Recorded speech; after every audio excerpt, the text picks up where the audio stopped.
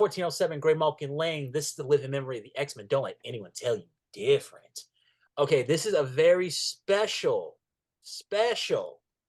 uh, like we're doing a round table.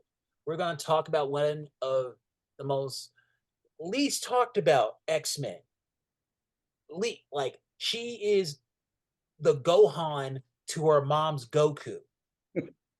And I don't mean that as a slight, just like anytime she gets a little low, like her mom just like overshadows her. Not a dig. Not a dig. Should be a dig. It's a kind no, not a dig. No, not even a step. We're gonna talk about Rachel Ann Summers, also known as Ascani, also known as Rachel Gray, also known as Marvel Girl, also known as the heir to the Phoenix. Yeah, I said it. The heir, the King Arthur of the Phoenix. Phoenix 2. Right? Phoenix 2 on the Marvel Wiki. Boom. That's what I'm talking. The best one, actually. I mean, she held on to the Phoenix and never went dark. Yep. Just say it. Just like throwing it out there. You don't like it? It's the truth.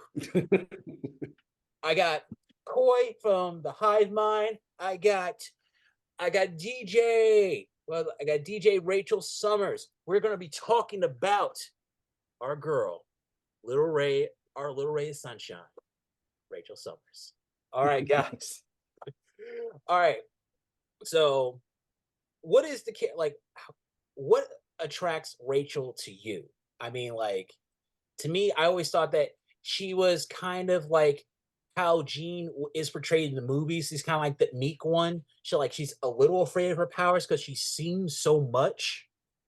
Because with the Hound program and being from a different time, and like really, I always thought she and Bishop should be really tight because I always thought they were kind of from the same timeline, like 15 years apart or something. But I think her writing currently is a little inconsistent because they made her into like this grandiose, like she's the next up to being Betsy Braddock's sidekick. What do you guys think? Do you start? Do you want to start? All right. Yeah. You know what? No, you take it because he kind of left me with the Betsy stuff, and I'm not gonna. I love Betsy. I'll say. Listen. I love Betsy. I love Jean. Just for the record, before I get into any of this, I wish I could hold up a sign that I prepared that said I love Betsy and Jean while I talk. Basically, I think what's cool about Rachel is she's one of the first times that I've really ever come across like one of these like lost in time characters that like has like so much depth to them, because not only is she like a survivor of a dystopian timeline, but she's responsible for so much of why that went wrong. She personally was hunting down mutants as part of the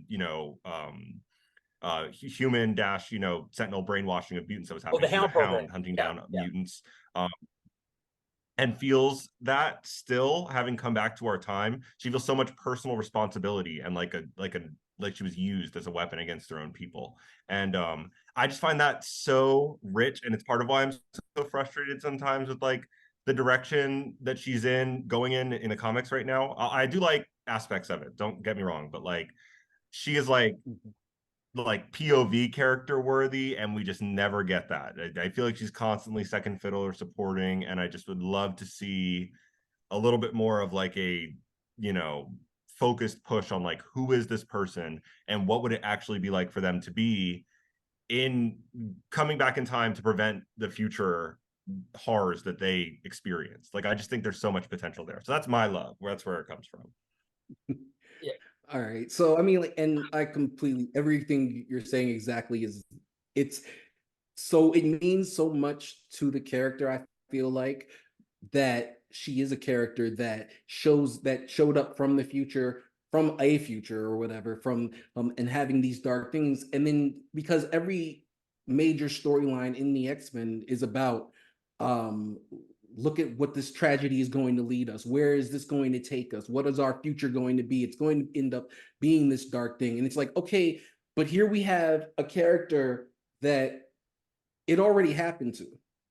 And we've already seen that. She's already seen that. Everything else is there. Everything else that they're trying to prevent 9 times out of 10 is something that leads to a future that she's already experienced. I mean, I think like one of the interesting things being like even like what was mentioned with Bishop, it's like, oh, it's his timeline is so similar to hers. And it's like, well, yeah, exactly. Because at a certain point, everything leads up to something very similar to what she went through. And I think like a big weakness to her character a lot of times, and usually when she's not written as strongly, is when that weight isn't factored into what she's doing or anything like that. I think that that's something that really kind of pushes a button in me or whatever that doesn't really it makes it very difficult for me to get on board with a lot of things, because you end up with those storylines that aren't uh that are basically like, okay, well, why is she dressed like Prestige? Because why is she off doing, off teaching students? I always point as one of the biggest examples being there's the issue of Wolverine and the X-Men. I think where she ends up fighting all the Avengers and Thor and everything. And a big part of the beginning of that issue is you see where she's training the young students as during Avengers versus X-Men, and she's training them, and Wolverine says, well, she's being very tough on them, and everything, and she's saying that every day the future or that she lived in, that she experienced, comes closer, and she needs to prepare these kids for that. And that's like one of my favorite moments, and it ends up being one of the only moments for her in like a 42 issue series. Yes. And that ends up being like part of the big problem with her as a character, or not so much with her as a character, but with creators trying to handle her as a character. That's deep. That's deep. We know Rachel's been on a bunch of teams throughout her tenure as an X-Man. What are your favorites? I know personally for me, it was kind of when I first met her, when it was her, Shadowcat, and Nightcrawler as the 3-man Excalibur squad. I had never seen that before in my life. I'm like, what? How strong are they? They only need 3 people. Like, I mean, Nightcrawler, Kitty, the Phoenix. That's all you need. Claremont could do that on his head. But what do you guys? Yeah. I would say my favorite teams. I love when she first showed up, and Excalibur era. I think is like she just really fits in there. I love her as like the big gun of any team, honestly, because she is the big gun. Like she needs to be acknowledged as like one of the powerhouses. She's the original Omega level mutant. I'm gonna scream that from the rooftops, but like she's the first one that ever got classified as Omega level in the comics canonically. Yes. So I love that. The team when they are going into Shi'ar space during Uncanny like 450 some or 480 some Rise and Fall of the Shi'ar Empire. Yeah, that was good. That was so cool. Just because that was Rachel, Polaris, Havoc, Warpath, Darwin, I think was there. And it was like, honestly, that is such an all-star team I would love to see come back together in some capacity. Kay, sorry, how do I say your name? I'm sorry, I want to make sure I'm saying Kois. What's it called? What you were saying about like her being like a teacher at the school, like drill sergeant, Rachel Summers. I love that theoretically, but I agree that was the one issue of focus she got in that entire run, and it just is like the biggest waste of potential to me, because that was like a role I really, really love for her, and I think that she should just naturally fall into the teacher who is like, the future gets one day closer every day, and if you're not prepared, you will die, and I'm not going to sugarcoat that to you. So those are my favorite kind of roles we've seen her in, I guess. Like, can you imagine being one of her students and like after the class, like just got out of Miss Gray's class, super depressing. Like, Like in high school. it's like I asked to be to get out of her class, and Wolverine just said no, walked away. It's like in high school when the teacher says, in college it's not going to be like this. It's going to be a lot harder, but with more stakes, higher stakes. With Rachel, it's more like in college you're gonna die. Yeah. Yeah. Like, I feel like in that high school, she has a gun at him, like, they are trying to kill you. They are always trying to kill you.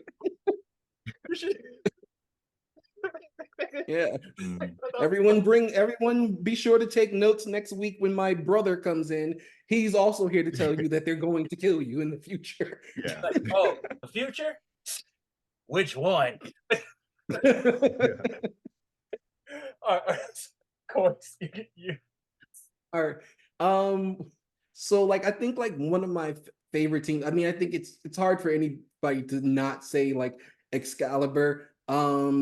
But I think like maybe if I'm going to preface it, I'll say like maybe just the toward the end of Excalibur after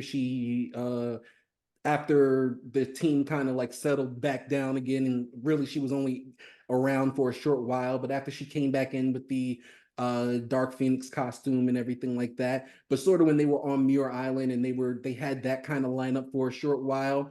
It's not as good as earlier stuff, but I love that lineup.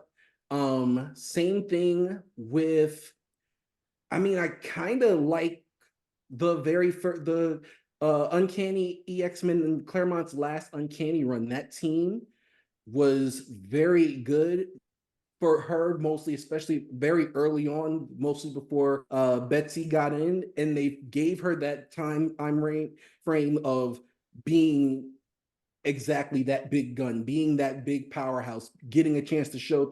Now, mind you, she's got some dumb moments here and there, but you know what? It's like it felt like a continuation of the same Rachel that we had seen very much in the early Uncannies in the 80s, and then in Excalibur. She was very much the same character, and more, she got to flex, she got to show off. And then the team she had around her was pretty solid itself too for a while. But again, even still, like the best lineup, I would pick up a book anytime that I'm to see the team that goes into space. But Yeah. as I'm saying that, I will say Rogue's team in X-Men Legacy, pretty much before that got cut off at the end, when with Rogue, Rachel, Frenzy, we had Gambit was around, and we had and even as that team was sort of just forming and taking shapes, the fact that the book ended was so disappointing, and I think it could have made that next era of X-Men a little bit more palpable for me as a Rachel fan anyway, if I had to be able to sit down and see it from that perspective. And I thought like she had a great role in that team, a great little niche built out for her that just never a chance to get it to take off. You know what? You just reminded me, another really good team and great character moments for her was when that all-female X-Men team that came out. It was her, Storm, Psylocke, Jubilee, Rogue, and I think M came in later. And Rachel went up to Storm like, "Who says you get to be the leader?" I was like, "Oh, oh, that Summers is coming out. That's Scott Summers right there." Missed potential. Yeah. I would have Yeah. loved to have seen that like grow into a greater conversation about like where that tension between Rachel and Storm comes from, because I think there's like a lot of similarities between them, but like where I think Storm represents like optimism, Rachel can sometimes represent like not nihilist, but like pessimist, like perspective just on like what all this means and what we're working towards. And like I find their dynamic has so much potential, as you were just saying, like not necessarily always picked up on or utilized. But like, do y'all not like money for real? This isn't gonna, No, like I what think you just said. Oh, sorry, Corey. No, continue. Oh no, what you just said, like that's something Scott would do. that's her summers coming out because like people don't really like to say Rachel's more like her dad than she likes to like she wants to be like her mom, but she's more like her dad. Absolutely. Like Yeah. Absolutely. she is a pessimist. She likes like she's not afraid to get like remember she was her dad snitch at the Jean Grey school. Like Yeah. when they were um when they were AVX, I believe. yeah. When No, the right after the schism. yeah. Yep. I'm like, see, there you go. You're Summers through and through. And I know we don't see a lot of it. Anytime I saw her with Cyclops, I was like, there you go. There you go. That's nice. That's nice. Tell me what you guys think about this, but like I kind of feel like Magic and Cyclops' relationship is what Rachel and Cyclops' relationship should kind of be, where like Magic has and it's from the Uncanny Bendis era, like Magic has ascended to kind of be like Scott's lieutenant, and I just really think that's Rachel. I don't know. I no hate to Magic at all, but no, you're right. You're right.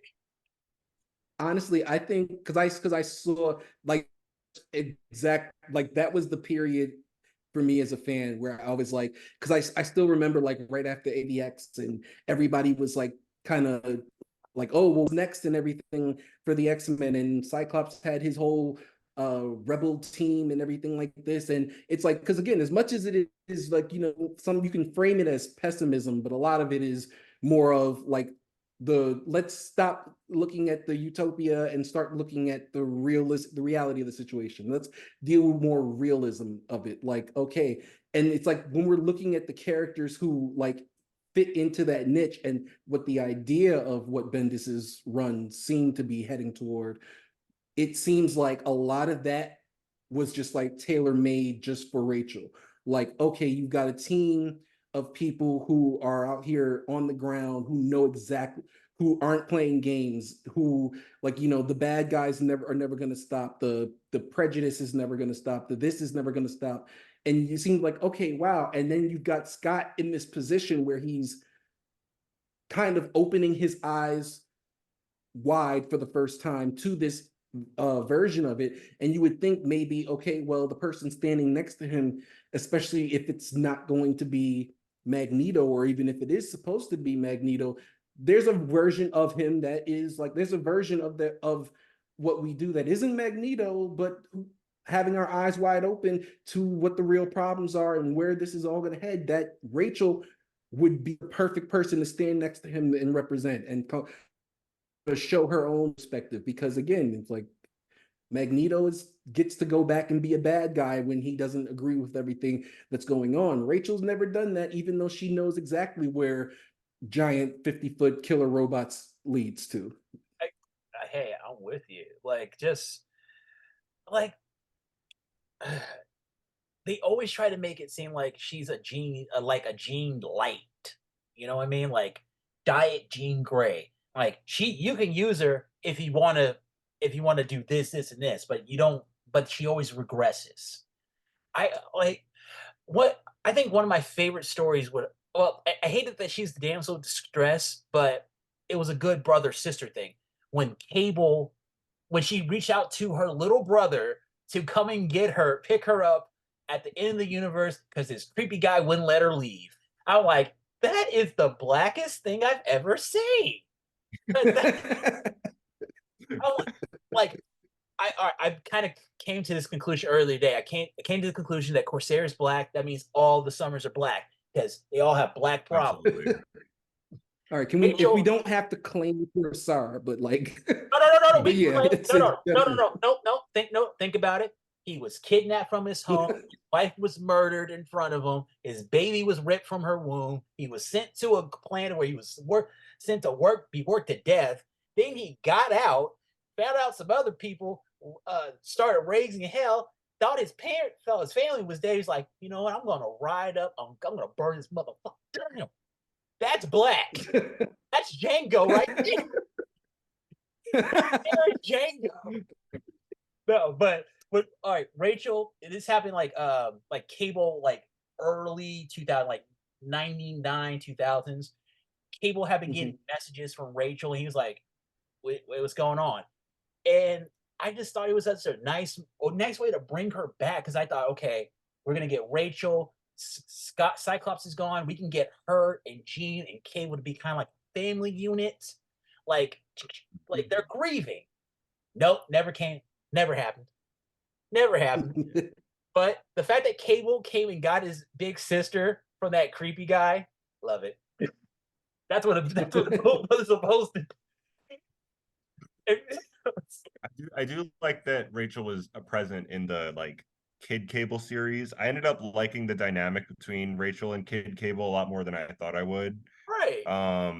Because she is his big sister, even though we 90% of the time see him as an old man.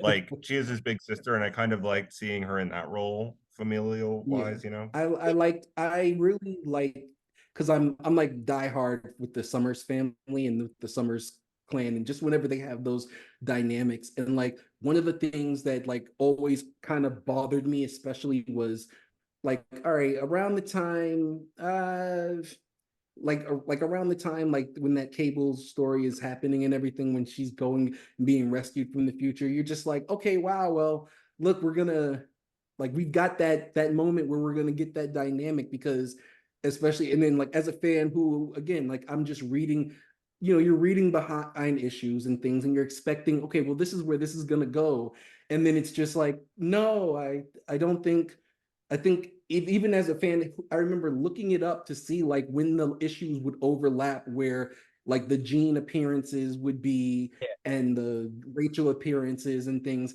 and you realize it's like, no, like they see each other in like 1993, they're in the same issue in like 2000, and then that's it. They don't even interact in that, and No it's group just chat. sort of like, oh. And I just sort of like, in my mind, I'm just sort of like, okay, all right, well, Like, well, yeah, all right. it's kind of hurts, because as a kid, you would think with all these exes, you think they would keep in contact with each other. But when you grow up, like, no, they don't. It's just like, okay, I'll see you around. See you around? What is it even like? No, imagine hearing X Force. Oh yeah, we're gonna go off with that old guy with the gun. Old guy with the gun. Wait, what? But and I imagine Firstly, which old guy? Yeah. So imagine Rachel like, oh my, please don't let that be Nate. Please don't let. Oh my God, it's Nate. And she's from the, she would know. Just Rachel is like, there's so many comedic moments if you just played like, just like, I find like there's the time where like I think it's right before the 12, where like Scott and Jean are like in Alaska, and like yeah, they're about to, and they're like thinking, oh yeah, we're about to have like we're about to leave the team maybe, and like, oh, we're gonna do, and then they've got Nate coming by and like spending the weekend with them and everything, and I'm thinking like, wow, you know what, this has got to be like behind the scenes, these guys have got to be really tight, because there's no reason that all these characters can all get around and talk to each other. And then you realize like the family that has like the most, like the most important family in the X-Men as far as like blood relations and everything, just they barely interact with each other, they barely talk to each other, and then you're just imagining in your head, all right, well, the group chat at home must be great, like everybody's keeping in touch somehow, like you know it's only like clearly. Gene. You know it's only Gene trying to keep everybody together. Like, hey guys, are we going to that barbecue on Saturday? Cable, Sky, dot. Mm-hmm. I just imagine that even if oh, no, I was just saying, Gene is keeping that telepathic group chat alive. You know, nobody else cares. I can imagine everybody else just sort of like, whenever they'll like, no, like, wow, my mental group chat hasn't gone off in a while, and then you just get a text from Scott, oh, by the way, Gene died again, LOL, see you guys later. No, it's like see you guys in Thanksgiving, maybe. it's like happy birthday, Dad. Just like, okay. Like it's funny how Cable and like I love the dynamic between Cable and Rachel. I always thought like I wanted to see a bit more aggressive. I wanted her to kind of check him, be like, if you don't sit your lanky ass down. Like I wanted someone to do that to Cable because like they used to change the X-Men used to change his diapers, and now he has a big gun.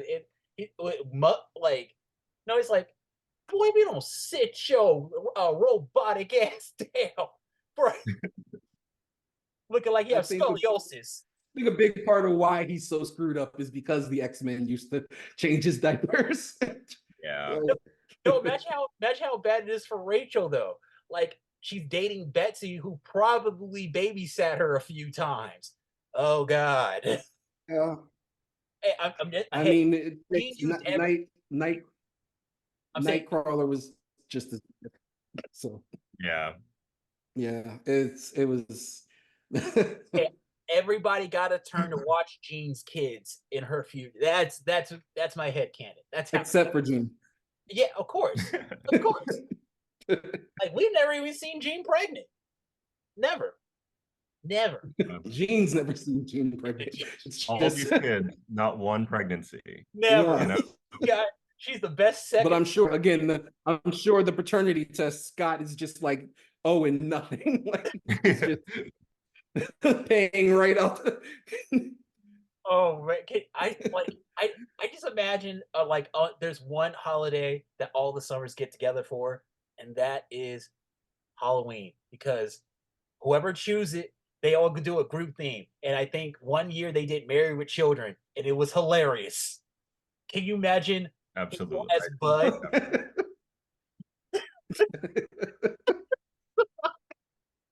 Long as Stripe is the dog, I don't care. I was gonna say Wolverine was the dog. No, if there's a gerbil or something in the family. Oh yeah, maybe. No, he's the Dodge. He's that old dog. Oh, that's Josh.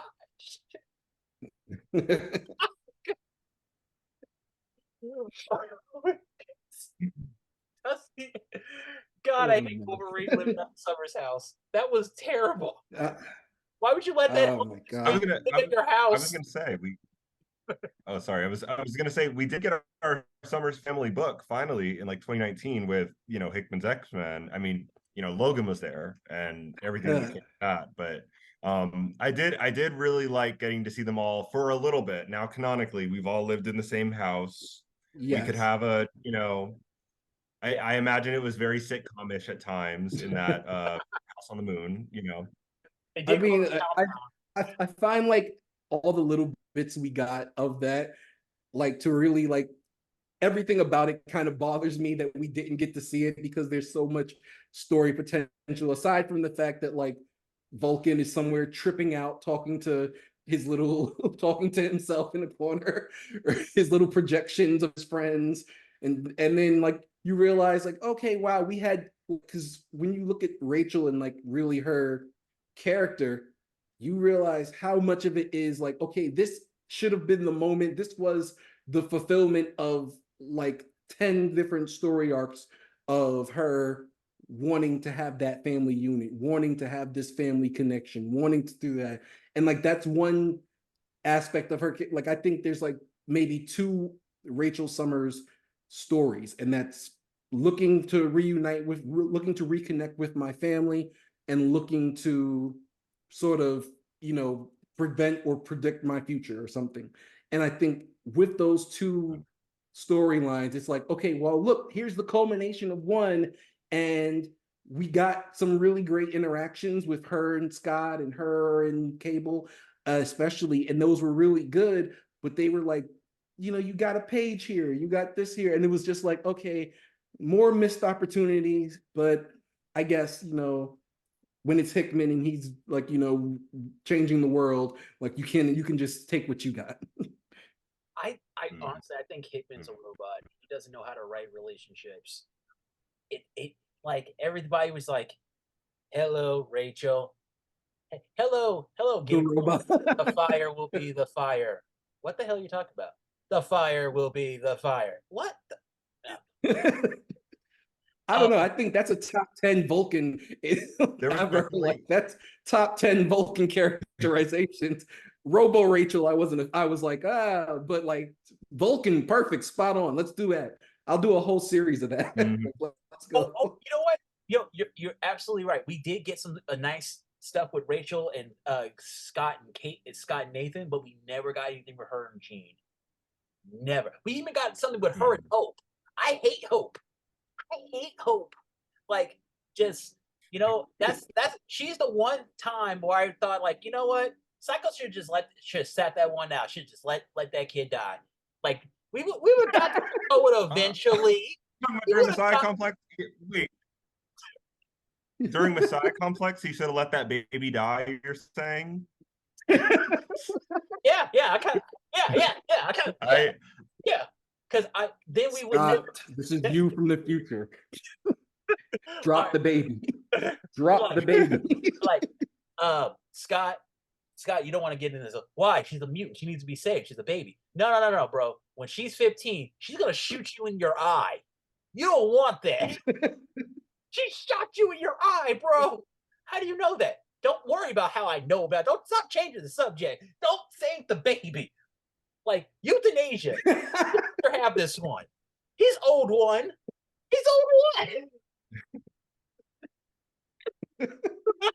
I do think it's like I didn't necessarily predict the way that, like, it looks like now in this, and this is a little more modern, like what's happening right now in the comics projected. Did you all see that X-Men Forever cover? That's Jean, Rachel, and Hope as like the Phoenix Trinity.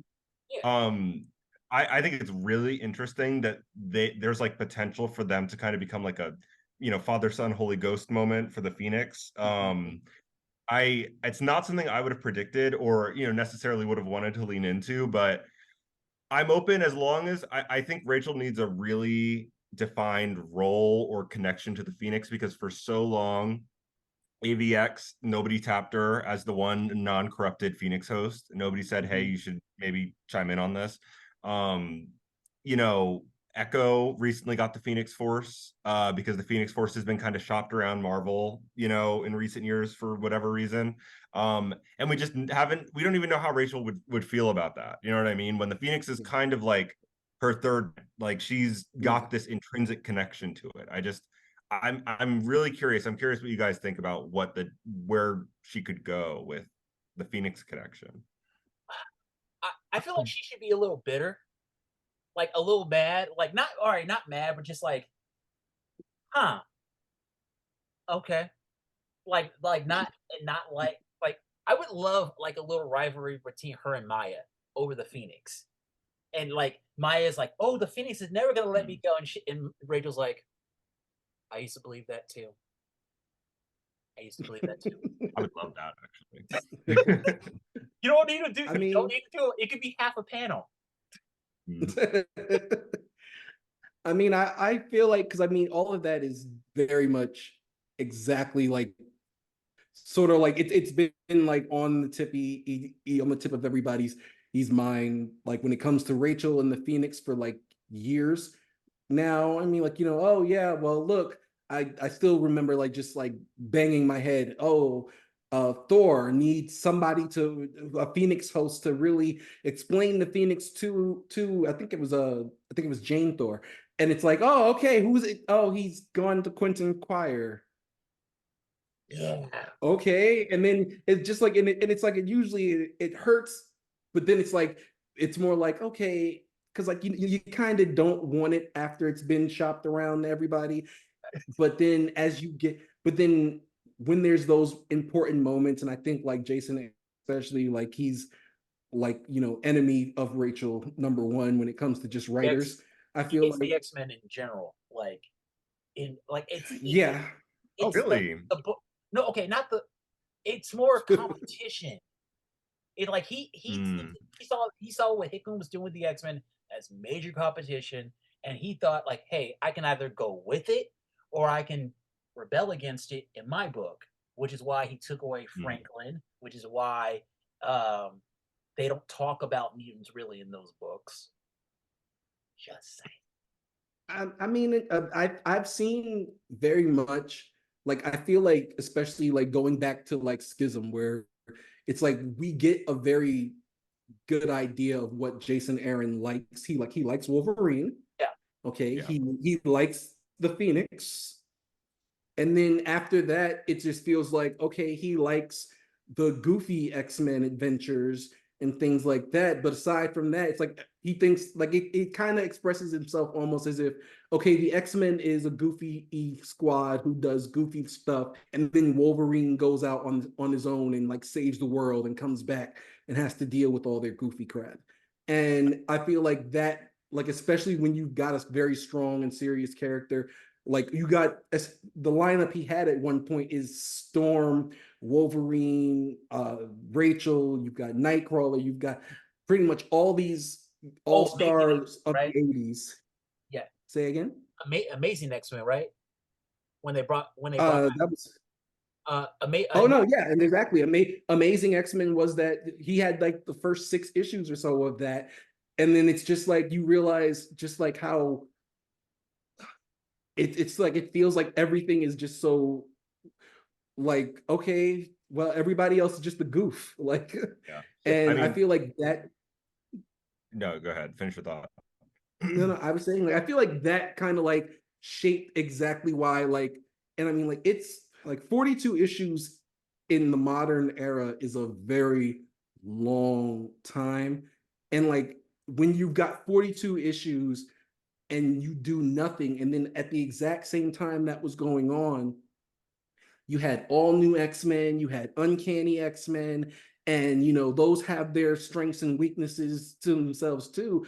But then like for you to be the guy who ends up being tapped eventually to write Thor, to write the Avengers books, and to do all of that, and then when you had your hand on on the X-Men and some of the more popular X-Men characters of all time, and then you basically just, hey, I've got the lineup from the 80s and I'm doing nothing with them. And well, Quentin Quire, hey, you know, I mean, and then you just do he nothing. did bring back Nightcrawler though. He did bring back Nightcrawler.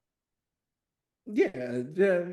And I also what was also another thing. I'm sorry for jumping in. No, go for it. He did bring up that interesting concept that Mystique was building a new Brotherhood of Mutants starting with Azazel. So I was like, oh, I want to see where this goes. I want to see who else she gets because but they didn't do anything with it. I don't remember if that ended up being the Hellfire Kids, where the Hellfires had their own academy, and the Snot, and I'm not sure if that. Listen, I know you read Wolverine and the X-Men. I have a beef with that book. I mean, I like aspects of it, but like the fact that like you said, all new X-Men and Uncanny X-Men were coming out at the same time, you know, which strengths and weaknesses, regardless, you know, X-Men Legacy also crossed over with Wolverine and the X-Men, I think, for a little bit. Yeah, very early. Just timeline wise. And then like the relaunched X-Men Legacy with like Legion, like there were just a lot of really ambitious books coming out at that time that were like, we're going to do something new, we're going to try to say something new. And like in that book, I know we're talking about Rachel Summers, but like, right, of course. The fact that Wolverine is going out and essentially getting a cool mission every couple issues, you know. Rachel got 1 issue and 42 issues, didn't get anything else. In that same time period, Toad had a complex storyline that ran for essentially the entire time, you know, that was about his pining for Husk, who was also going through her own thing. Dupe got like more focused than Rachel in that book. Dupe. And if I had the opportunity to rate Rachel Summers, like, you know, no shade to Dupe. I just maybe don't get it, but like I'm not putting Dupe on the page before Rachel gets like a 3-arc narrative. You know what I mean? Like we need to touch on things that have been neglected by so many writers for so long. Like there's just this character is like wasted potential incarnate, and that book frustrated me for that. I'm glad you said wasted. Like there's one part of Rachel's character that I've been intentionally kind of circling around. It's a big, bushy-haired, Hermione Granger looking uh Kitty Pryde. Jean? No, no, Kitty. Oh. No, Kitty. Kitty. No, Kitty. Sorry. Oh, sorry. I went too far with the bushy hair. Sorry, that's fine. A lot of people say, "Oh, she's been coded," and I always thought, why would you put her with Kitty? That is terrible. She's the worst. Like, especially if you have a black family, she's gonna end up calling your dad the N-word by accident. Oh, I mean, I think the Kitty thing mostly comes from the fact that Claremont like said on that podcast, because that was my first when I was really first getting into Rachel, I would say, is when I was, you know, listening to Jay and Miles Explain the X-Men, that podcast. Yeah. And that's where Claremont had said, you know, I had intended for that to be, you know, Rachel's one true love, Kitty Pryde. And I see that in a way because of the, you know, her connection in the future to the past, and then, you know, getting to know each other again. I see the potential in that. And then also I think like X-Men The End had like the implication that like Kate and Rachel had like biological children when Kate was president of the United States. Do y'all know what I'm talking about? Yeah, Yes, I do. X-Men The I End? do. It's like You know, I think there's a lot of potential in it, and I think it mainly comes from like, you know, Rachel is a very like queer coded character, like from jump we've had that vibe, and like people really have been desperate to see that. So like, you know, before she was like out and confirmed to be like queer, I would have loved to have seen the Kitty thing at least acknowledged, like that there's a connection, maybe not like a relationship, but like they there's talk something about to it. this connection. Yeah, they have a Yeah, conversation. exactly. Yeah, like okay, all right. Hmm. I'm okay with Rachel being queer. It's just I wanted to see the buildup with Rachel because every time we see them, they're like sisters. They're buddies. Like I was reading the first issue of the Uncanny X-Men House of M, where it was Betsy and Rachel, and they were talking, and I never thought like, oh, they're being loving each other. It seems like they were friends. They are friends. They are buddies. They are trauma bonded. Death unites. Death X-Men unite. Um, but like now, I just like it. Just seemed like it. Just like okay, we're all right. We're already there. Like no, I want to see the build. I want to see like I want to see Rachel like wow, Betsy's looking kind of nice today, or or or that kind of or they were seeing each other telepathically because Betsy in my head has a history of doing it. She did it with Archangel before they went public. Because all right, just real quick, didn't Betsy get in with Warren seem like a sneaky link at Warren? It seemed like a booty call that they just like, oh, all it just of blossomed her, into all of something her. else. I'm sorry. I'm sorry. And All of- it just like all of Betsy's Betsy's no, and I tell Betsy's a you why, mystery character. and I tell you why they do that because in the mansion at the time, you couldn't do anything without Wolverine knowing what you're doing because he would smell everybody. He's smelling it, like, and you can't do it around Jean. Jean reads everybody's mind off the top, so you gotta like do it deep, and, and so nobody can, and you can't leave for the weekend because everybody already knows your business. So you gotta, if you're a telepath, you gotta be really sneaky, really sneaky. Maybe they were being sneaky for. I'm going above and beyond to justify this, but maybe they're being really. I know you've got your Betsy opinions. I just wanted to see the build up. I wanted Rachel to talk to people about it. Like, I think I like Betsy. Really, Betsy? You? Like, you know, Betsy's gonna get bored and drop you, right? Like, yeah, she does do that. I mean, I think that especially like because like coming from like my point of view of reading Rachel is sort of just like coming from like I've been reading comics kind of like since like really and actually knowing what I was reading, probably since like 04, 05 anyway. So I kind of already had like I was by the time Claremont, especially when he made like those statements about, oh yeah, well, Rachel and Kitty, by that point we kind of also knew that like Claremont just kind of says and does things sometimes. You know, you've got Okay, I was sorry. you have your times where like Claremont, like I mean, as much because again, and like I even said this at one point to like a friend of mine, where it's like as much as he will say something like, okay, well, look, here's Kitty and Rachel, and they were meant to be, and this was my plan for this to be this, that, and the third. It's like, yeah, all right, but when you were writing her making out with Nightcrawler and in the danger room, and then you were like having her like being all frustrated over him. And you know, like there's a like when you actually had the book, you weren't doing these things, and it's generally with everything with him. But like you also know that like especially nowadays, it seems like the the fans and the character and the writers are sort of like getting like their ideas out onto paper. Whatever the things that the fandom wants is what they're getting. So like you know very early on that like okay, well, she has this thing where she wants what you call it, where like they want her to all right, well, come out as queer and very much like okay, that's perfect direction.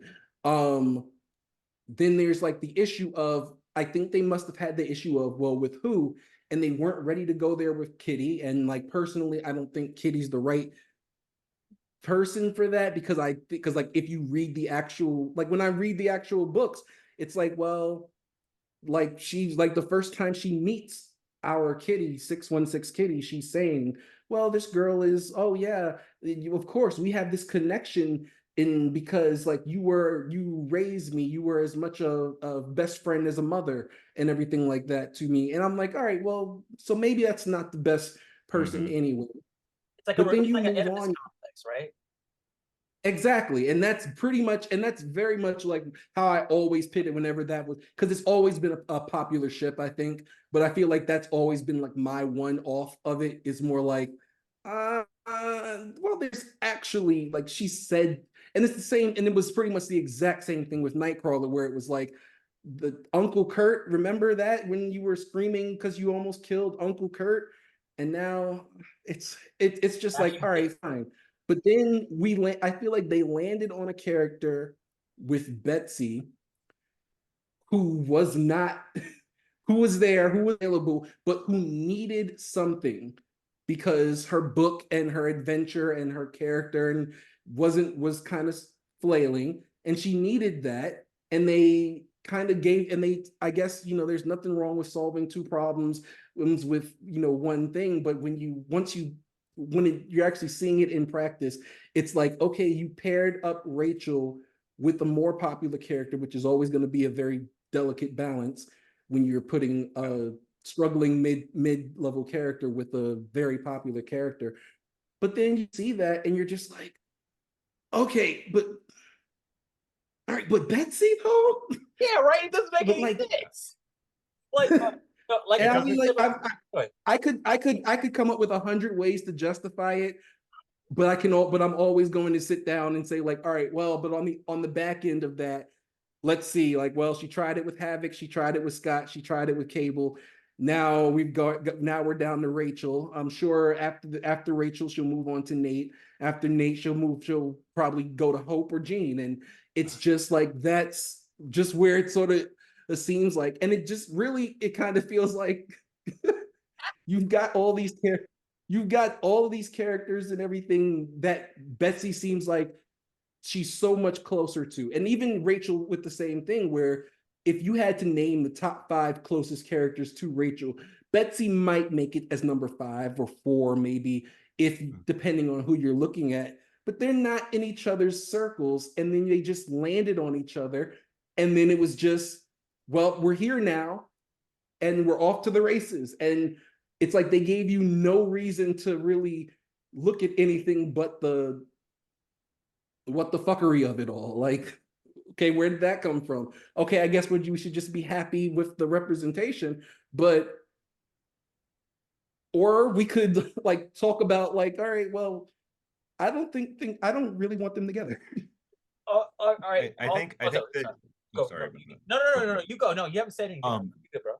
I was gonna say I like I go back and forth so much because I don't want to be.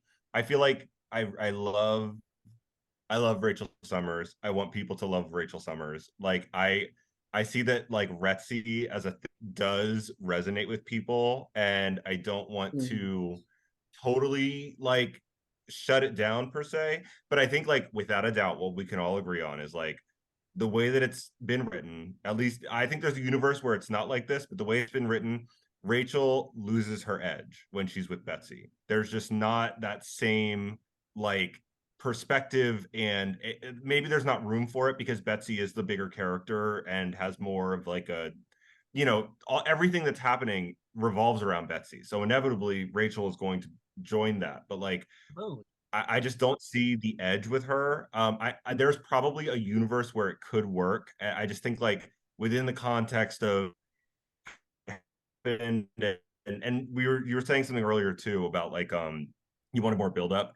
I think that like in the Excalibur, Howard book, like early on you're getting like moments where Rachel is showing up and like maybe making observations of, oh, like, hey Betsy, how's it go, like in a maybe way that could be interpreted as flirty. I think they were trying to plant the seeds as early as they could with that, but it did kind of not. I don't know. The buildup could have been a little bit more, and we could have had more of Rachel's perspective. What does Rachel like about Betsy? That's, I think, what's kind of missing here is like what took this from like my friendship connection thing to like a romantic thing. I think they did it a little bit, but I would have loved to see a little bit more from Rachel specifically. You're absolutely right. Two things. You're right, Coys. Coys. The like like Rachel has become a sidekick. She's become like Planet Betsy. Rachel is a moon. It's all over here, and it's just like I would have loved to have.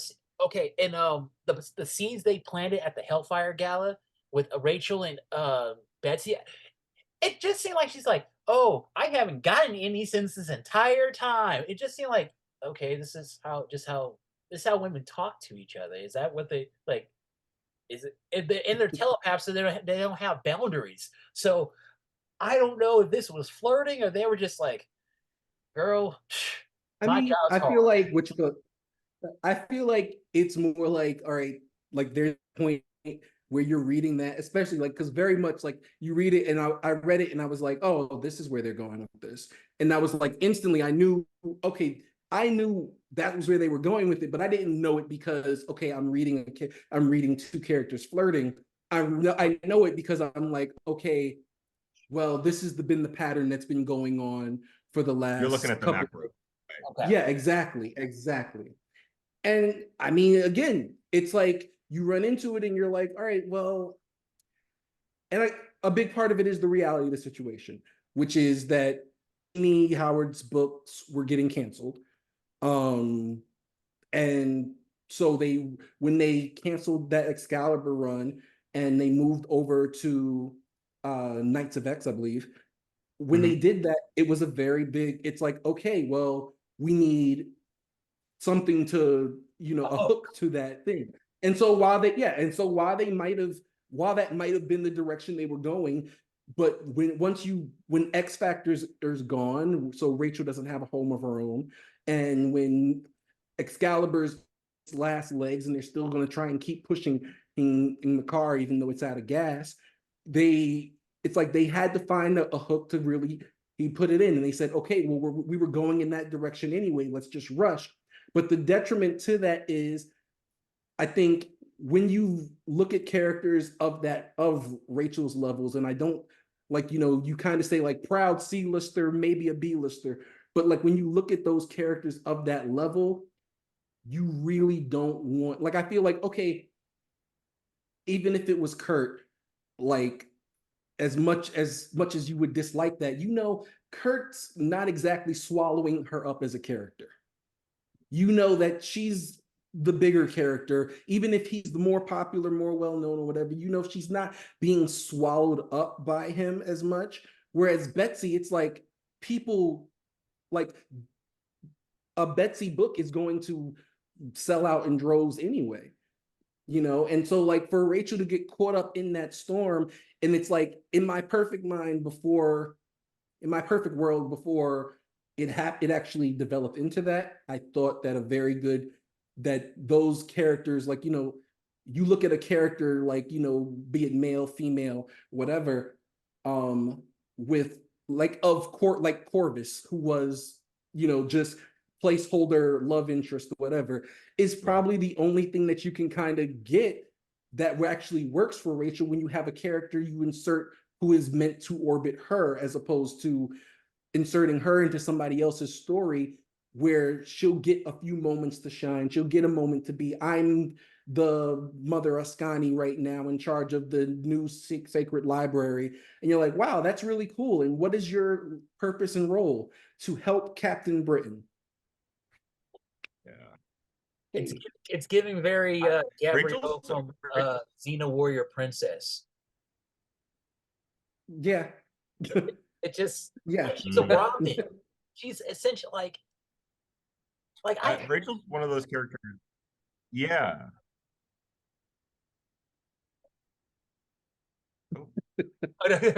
no, I was just going to say that she's one of those characters that would really benefit. Sorry about that. She's one of those characters that would really benefit, I think, from like a civilian love interest. I mean, she's not. Rachel's never. I have no illusions about like Rachel being able to like sell a 50-run comic or 50-issue comic. You know what I mean? Like I know that's not going to happen.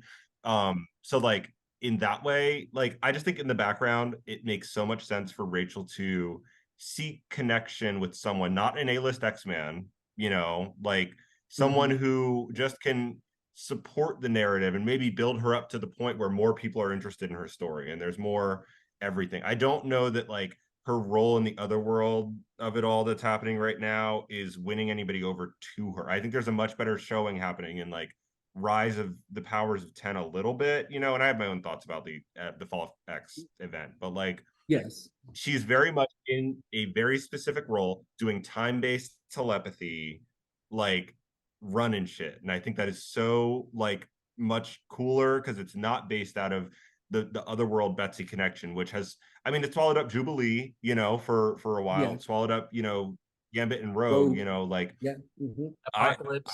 I am not even like an Excalibur hater, but I think that like that book didn't, it needed a lot more input from the supporting cast in terms of like what was happening. I don't know. I just think it leaned a little too magical, you know, it was like Braddock Family Matters type vibe as opposed to I feel like that. We could have. I feel like it's sort of like the downside of when you have, like, you know, I think Teeny's a professed lover of Excalibur, you know, Jordan White loves Excalibur, and like a lot of other people on that initial team, they love that Excalibur stuff. But like it seemed more like, okay, you guys weren't trying to recapture Excalibur, you were trying to recapture Captain Britain and his supporting cast and his supporting stories and stuff like that. Because like, I mean, there was the whole point where like Apocalypse is doing his stuff and he's like, you know, he's got like, I completely forgot. I happened to relook at the issue and he literally calls Exodus in, and him and Exodus are supposed to be working toward some mutant magical thing. And then Exodus never shows back up again. And then it's just like this forgotten moment that like, oh yeah, and by the way, Apocalypse is here doing that. And like that book was so, it had a lot of problems, I think. And then a big point is that what Teeny wanted to do was tell Betsy's story and sort of legitimize Betsy in that role. And then it's just like the failure of her doing that really ended up impacting like everybody else who ended up in the next couple of books. Because really at the end of the day, if she had just started, if the first run was Captain Britain, the way Captain Britain was written, at the end, it was like, okay, well, you know what? That book would probably still be out there and it would probably be doing pretty good, actually. I just feel like you misstepped on what you really wanted to do until you finally got to do it. And unfortunately, Rachel's kind of paying the price, and really the relationship is paying the price because of it. Like you just, Like I just can't. Like I'm looking at I look at it and I'm just like, oh man, look, they're gonna do another series coming out soon.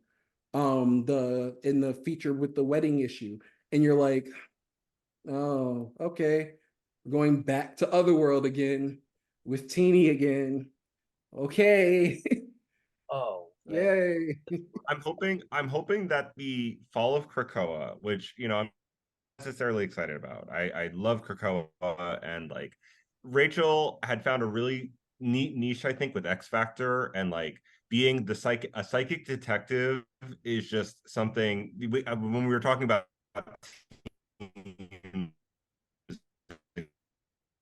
context with like Rachel, and I didn't say X Factor, but like detective who can touch items and trace them, like that makes so much sense to me for her. I just that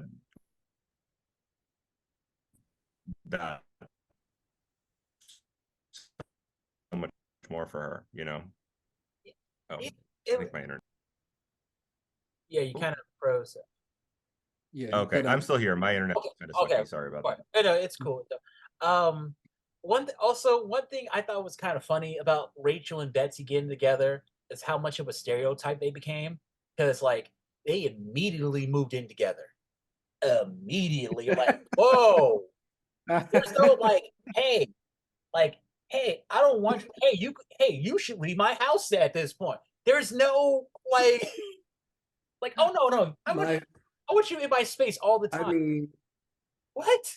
and my friend, she literally just explained to me like there's a whole terminology for that type of relationship, and I'm just like looking at it and I'm just like, so not even like even in this like on top of all the reasons it was bugging me already, it's like now it's, oh look, and by the way, it's a stereotype. By the way, it's just like it's the usual, like, okay, hey, we kissed and made out one time, now we live together in my house. Like, It kind of implied oh, that Rachel was a homosexual, like she didn't have a home, like she was homeless.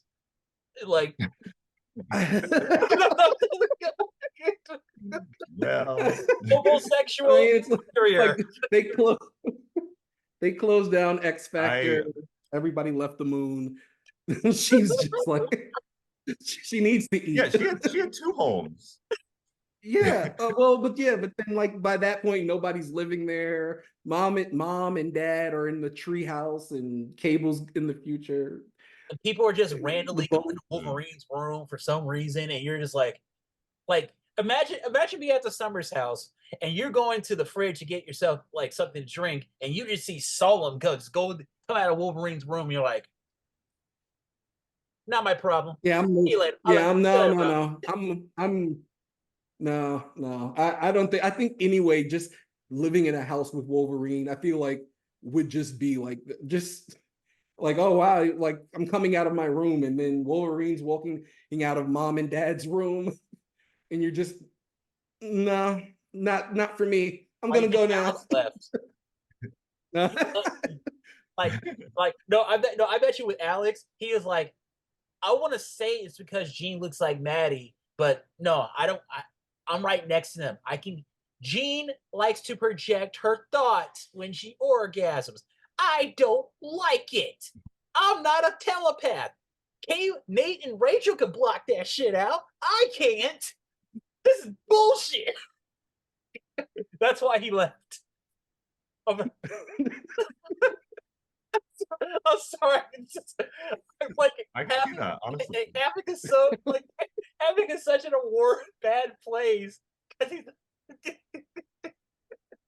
There was so much love going on in that house, and Alex Oh, was bad kind of part love. of it, just subjected to it. It's just, I can just imagine like him just turning to Vulcan and going, Vulcan, this is some bullshit, isn't it? And Vulcan looks back at him and goes, look, man, the fire, it's hot. The fire burned. Vulcan's got two imaginary girlfriends. He's fine. He's not worried about it. Oh my god. Yeah. All right. So Havoc had the right idea. I'm just gonna fake a mental breakdown. And they're gonna have to move me out of here. This is why Havoc is like one of the best characters. He's the everyman. He's the one he can be like, you know, this is some bullshit, right? Like, hey, it's like, hey, Wolverine, you left your you started shaving, you didn't clean up after yourself. No, that wasn't me. That was Cable. This is a bullshit, man. I'm out. Like you've got like I can completely understand again, but it's just like those are the kind of stories even like even as like a joke panel or something here, like just things that would have filled in the blank of okay, wow, the first place we're introduced to is the Summers place, and then you just we never get anything else from there. And it's just like there was so much probably going on there that we'll never know about. And again, like just to bring it back around to Rachel, it's like her most major core story is I'm this displaced person who has lost all of her family, lost all of her connection, lost all of this. And now we finally got it. Wolverine's here too. It doesn't really matter. I'm not sure why. But hey, everybody's home right now. I get to walk out and there's my little brother. I There's mean, my like I'm sure. grandfather, and there's my grandfather and his girlfriend. I have no problem with his Yeah, girl. She's nice. She sends me cookies you on my know, birthday. Mm. and it's like everything is just great, and everything is like, oh wow, look, this is a really cool situation for her. And then it's just in the end, we ended up with like, I mean, I don't know, like as much as I kind of don't want her to be like lumped into those, it be stuck as a part of a group. I also feel like, hey, you know what? Being stuck as a member of that family is still 1,000 times more interesting than being stuck as just, somebody's Mary Jane, like, and that's sort of like what irks the hell out of me right now. Like, I'm just sort of like, I'm really like, I was getting kind of excited because of the rise of Falls of X and especially even with Dead X-Men, like I was really getting into that vibe, which, Dead X-Men, shout out to, oh yeah, Betsy also married your dad in another timeline. But like, you know, like I was getting into that vibe, and then they brought me back into like it's like, you get the water splashed on you. Okay, hope you know when this is all over, you've got two more Betsy books coming down the line. So, Mhm.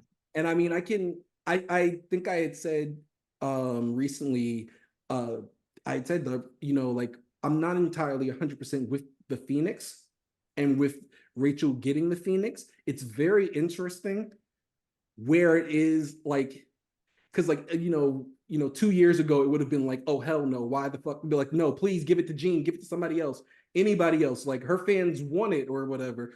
But then like you look at Rachel and I'm like, now I'm like, okay, I kind of would want to see where that's gonna play out. And then you take and you like we're going in that direction. I said, but the worst possible thing for me would have been if Rachel becomes the Phoenix and stuck still side kicking for Betsy. And then it's just like at this point, I'm like, oh my God, like that's like, it's not a big chance, but it's a very but it could actually happen. I feel like the issue on I've been thinking about kind of my thoughts on like Howard's Excalibur and like why kind of from growing up a little bit and like was in that role. It was partially because like there was so much cool stuff happening across the line with Krakoa and like innovation and like I really in my mind like I feel like Rachel should have had a presence or even just like thoughts on Araco being a thing because her whole thing is the inevitable failure and loss of mutant kind and we'll all be in camps and we're all going to be hunted and like this was like especially just say we got two panels of her during the big fight at the end of X of Swords where she was on in Araco in the hell dimension fighting and saving those mutants. I would have loved to have just like seen Rachel like for all those lives I took we just saved from a hell dimension like 10 times that amount. There were like millions of mutants from Morocco, right? Like Yeah. at a certain point. I know they've adjusted the numbers a little bit, like, and they've been genocided during Jet, but like, like in some way that was like an interesting narrative hook for me. Like, oh, like this is Rachel's opportunity to save mutants she didn't even know were out there. This is like, again, another thing that like I would have loved instead of the sidekicky thing that's happening, you know. And like there were moments, just to be clear, like Howard's Yeah. Rachel, there are little things that I like. There's it's not all bad to me, but like we could have so much more. And I hate to say it, but right now I need a Retsy breakup because it just isn't working for me. It's just not. Something Yeah. is off, you know. Yeah. I feel like, and a bit just to add on to like even what you're saying, like I feel like Krakoa offered so much of a wide berth and so many different spaces for like a character like Rachel, especially like when you're looking at like, okay, because it's really like those first 2 or 3 X-Men teams are who are going to be, or who are in most books, but who really benefited from like getting to find their spaces in Krakoa. And I found like it just being like, okay, everybody's going off and doing something, you know. I feel like a character who kind of mirrors Rachel a bit in that sort of like she's gets lost in the shuffle a lot is Polaris. And like where Polaris kind of ended up finding a couple of good spaces, and they ended up in the same space is two of, okay, well, look, I get lost in the shuffle. I'm going to be on X Factor. I've been on X Factor before, but I'm not going to be leading it. I'm just here doing this role and telling my story or whatever. And then you get that story and she gets that journey and she's off in that direction. And whereas everybody else sort of went off on their own stories, Rachel sort of took 2 steps out onto her own story and then made a left and beeline for Betsy's story and tagged along to that, where it seemed like everybody else, like I don't know any other characters that sort of just collided like that, where another person just jumped onto that other person's story if they weren't already, they didn't come into it together. And I think that The only one I can think of is actually Rogue when she joined the mainline X-Men book and left Excalibur after the yeah, first Same thing Hellboy. with But that Polaris. was They both yeah, I mean they both make that beat. but I mean, and yeah, but I mean, even then, like, I mean, and Polaris suffered a little bit for joining the X-Men. She did yeah, suffer a little bit for that. Yeah, but at the same time, though, it also, like, I feel like there was a very strong moment there for a bit for her where she got to have, like, that X-Men book for its positives and negatives. It gave her a moment of saying, hey, look, yeah, I deserve to be on the X-Men. Like, I'm like number 7 X-Men of all time. Like I've made it. I was the second female on the team. I own my spot here. I deserve to belong. I belong here. So yeah. And she got that little moment there. And I was hoping we get a little bit more payoff, and hopefully we still will before the end of before the end of Krakoa. And like it felt like, you know, there was a journey, and there kind of still is a journey that Polaris was on. It kind of derailed when she left the team, but she was at least going on a direction for a while before that boat sank. But like I feel like with Rachel, it's just she jumped on this trail, and I feel like even if there had been like so many times, even before she was actually in the book, we got to see her, oh well, I went to go visit this psychic person and Rachel was that psychic person. Or I went to go do this background thing and it was, oh yeah, it was Rachel, by the way, who did this. And you know, she had a role, she was doing things in the background, and it sort of like meant a lot. Like even I say, like, even if it's something as simple as showing up with all the other psychics during Judgment Day, it meant so much just for her to have that time and that space to really come out yeah. and like really just show up and be doing something, as opposed to just like, here, how can I help further this other world storyline? How can I? And I mean, again, it's no offense to Betsy's direction, and I mean, I'm conflicted. I feel like there's a lot more positives with Captain Betsy than a lot of people make it out to be. But I feel like, okay, the ship was sinking. We knew it was sinking, and we did something. We did something here just to help out Betsy that just didn't really contribute anything to Rachel beyond saying, okay, well, look, it's that part that the fans wanted her to have. Like, hey, look, we're showing off this part of her sexuality now that a lot of people you asked for. And it's like, okay, but what most fans have been asking for Rachel for a long time is a story aside from Days of Future Past and End of Grays for Rachel. Yeah. Give us another story Mhm. besides those two. And because at this point, the only other thing that's going to happen for Rachel is that she'll end going back to, like, the next Rachel story probably won't be original. It'll probably be a callback to one of those two, because those are the only two stories you've allowed her to have in 50 years Mhm. at this point. Damn that. All right. Well, I asked you guys earlier, like, what's a pitch that you would do to make Rachel better? And I think you already, I think you already gave us one, like, make her have a story that she's actually a focal point, original, where it's not a callback, and she progresses as a character. That's all. That's all we want. It's simple. Like, she can even do that on a teen book. Like, Mhm. I don't know. I don't know. I think like, just to add on, I think like DJ had said earlier too, because I think my only big pitch was just, hey, look, you know what? If you put Rachel in, center or stage, whether she's the main telepath or but just put her in that flagship book, whatever it might be, and not just put her in it just so that she's in it, but just like put her in it alongside Cyclops, where you have that role as maybe not the lieutenant, but maybe just a character that he has a connection to or whatever. Just give them that character, that non-romantic link that for both of them, because they both kind of need that another character for them to lean on. And just do that and just have them both say, okay, well, look, this is where I am. And we're going to go forward from there. And then you have this person who just who has a place in the team beyond being the, okay, Telepath or the Xavier's not here. Yeah, Xavier's not here. Jean's not here. Emma's not here. Where's Rachel? We need a telepath. Right. Okay. Oh, what about you? You got any pitches how to make Rachel better?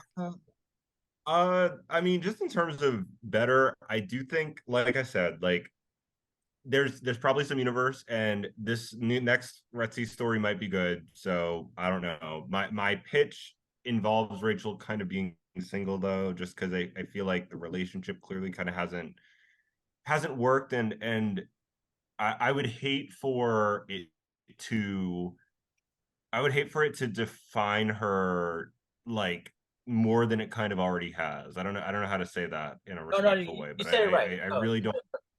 you said it Yeah, right. I'm sorry. I would hate for this to be what people think of before they think of her reaching out to Cable psychically in that Cable book, like you said, or before the tragedy of her origins. Like, obviously I do want her to get away from that, but like I think that in the rung of important things to know about Rachel Summers, like dating Betsy Braddock is kind of inching, and I'm like, I don't want that to define her anymore. Let's figure that out. I really like her as a psychic detective, guys. Like, I gotta say, like, X Factor, the potential of that book, and like her, like, specifically investigating like the deaths of mutants to bring them back to life, I felt like was such a symmetrical moment to her being a hound. Instead of hunting mutants to ultimately kill them or bring them into custody, she was finding dead mutants so that they could have enough to bring them back, their psychic imprint. And like, it was so symmetrical.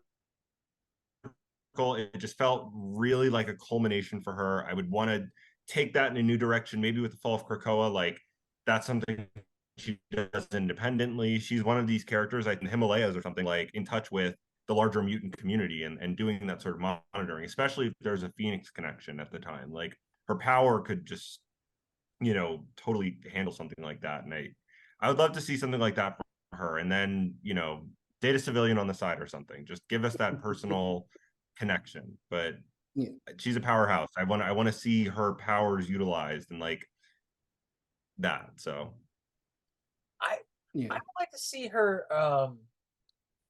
Okay, I thought she would have made a very interesting choice for X-Force back in the early run before and take Jean out of it and put in Rachel. Get her the idea like, okay, now they're really trying to do it. Now they're going to really go for it. They're going after us on all sides. So see her get a little darker and maybe see Beast kind of fester those paranoias so he can use her as a way to I mean, since everybody hates Beast, why not just go all the way? I mean, yeah. X-Force, the X-Force idea is a great idea. And like, I was almost thinking like, I thought you were going to say instead of Jean, instead of Sage, so that we could get like, and I like Sage, but like we could get the Jean Rachel on X-Force together with Beast also present. Like, I think there's a little bit of potential there. And honestly, like now that I'm saying it out loud, like I think Domino and Rachel has some potential. Like, oh yeah, or even I don't know. It's like, hey, I used to date your little brother. Yeah. That's at this point there is no one Rachel could date that is not connected to her father, mother, or brother. So okay, wait, I can think of one. The New Mutants. Sam, not like which ones? Sam, Danny, Doug, Amara, Warlock. Danny dated Nate Gray. Damn! She did. Damn! I forgot. Sorry. Thank you for that. I need it. Like, if I was wrong, let me know. It's not the same. It's not the same, but Karma did textually, I mean, implied, but I would say as close as we could get, have a crush on Kitty. So, I mean, that's not her family, but that's her, again, it's somebody else's scraps who's in her circle, you know what I mean? So, like, Karma's not even I like that. Yeah. I like that a lot. You're a smart I think guy. still like a very big thing is it really could be anybody, but just whoever it is just needs to give her room to breathe. Just exactly. Yeah. Okay. Exactly. All right. Funny headcanon. I think because we never saw Jean and Rachel talk during Krakoa. What if Jean just didn't out of pettiness, she didn't like Rachel? Let's find out this entire time she didn't like Rachel, and she just pretend she didn't acknowledge her, and everybody's like, "Gee, that's weird." What's weird, Scott? Rachel is right there. Oh, I don't see anybody. I see a time displacement. That's not my child. Really? We talked about this.